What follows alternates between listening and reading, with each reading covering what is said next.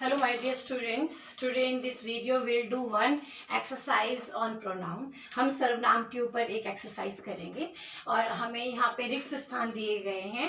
इन रिक्त स्थानों को हमें सर्वनाम की मदद से भरना है, पूरा करना है। पहला वाक्य देखिए, डैश देर से आएगा, डैश दंड मिलेगा। तो जो देर से आएगा उसे दंड मिलेगा। ये आपके संबंधवाचक सर्वनाम होते हैं। जो देर से आएगा उसे दंड मिलेगा। ये किस प्रकार का सर्वनाम है? संबंधवाचक सर्वनाम। क्या यह पुस्तक तुम्हारी है? क्या यह पुस्तक तुम्हारी है? ये है बेटा पुरुषवाचक सर्वनाम। पुरुषवाचक सर्वनाम, मैंने डैश पैसे दिए, मैंने उसे पैसे दिए। ये भी आपका है पुरुषवाचक सर्वनाम। अन्य पुरुष, हम किसी तीसरे व्यक्ति के बारे में बात कर रहे हैं। तुमने डैश कहा था, तुमने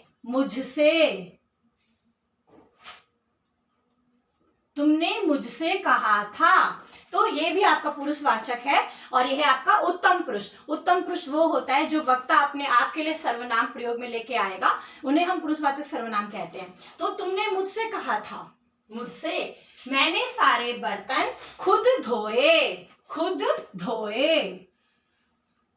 खुद। ये आपका होता है निजवाचक सर्वनाम। निजवाचक सर्वनाम वो सर्वनाम होते हैं जो हम खुद के लिए प्रयोग में लेके आते हैं।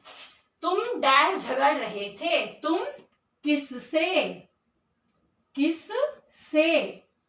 तुम किससे झगड़ रहे थे? ये आपका प्रश्नवाचक सर्वनाम। प्रश्न पूछा जा रहा है, तुम किससे झगड़ रहे थे? डैश उठाकर कूड़ेदान में डालो, इसे उठाकर कूड़ेदान में डालो। यह है आपका निश्चयवाचक सर्वनाम। कोई विशेष चीज है, खराब चीज है, जिसे आप कह रहे हो कि इसे उठाकर कूड़ेदान में डालो, तो ये आपका निश्चयवाचक सर्वनाम है। आप किसी विशेष विशेष वस्तु की बात कर रहे हो कि इसे उठाकर कूड़ेदान में डालो, तो ये आपका निश्चयवाचक सर्वनाम।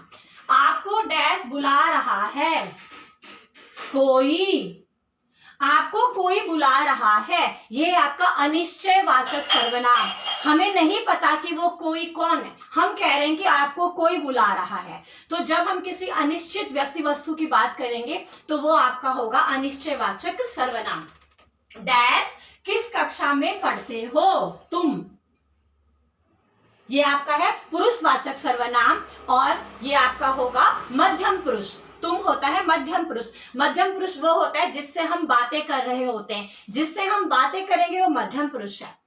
सो तुम किस कक्षा में पढ़ते हो? डैश डर गया, डैश मर गया।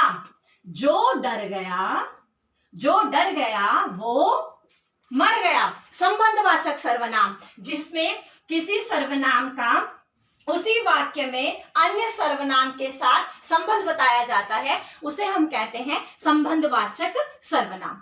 सो प्यारे विद्यार्थियों, आज हमने अभ्यास 1 किया सर्वनाम के ऊपर और मुझे उम्मीद है कि आप लोगों को यह समझ में आया होगा। अब आप इसका प्रयास कीजिएगा। धन्यवाद।